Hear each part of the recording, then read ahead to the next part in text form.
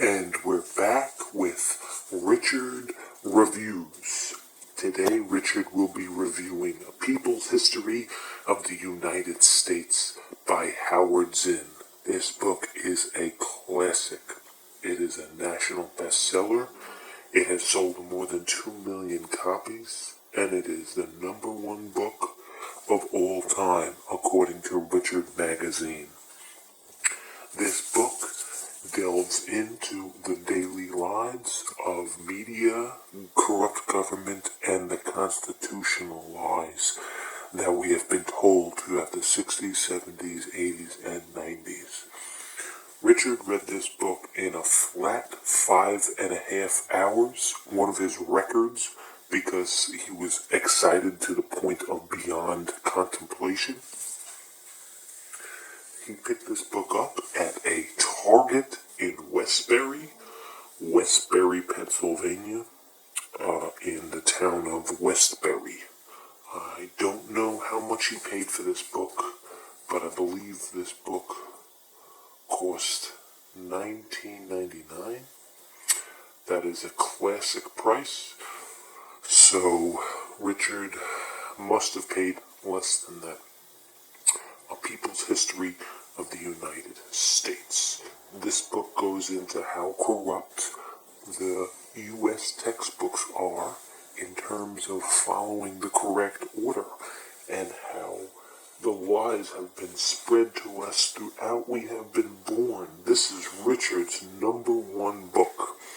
He gives it a solid rating, one of his best ratings, an 8.9 out of 10. That is one of Richard's highest ratings. This book really sank with him. It fell into the formula, and he thought about it days on end. It is a good read, and it's a thick book as well. We're looking at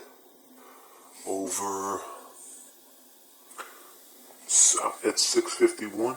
I'm going to give it a page count of 650.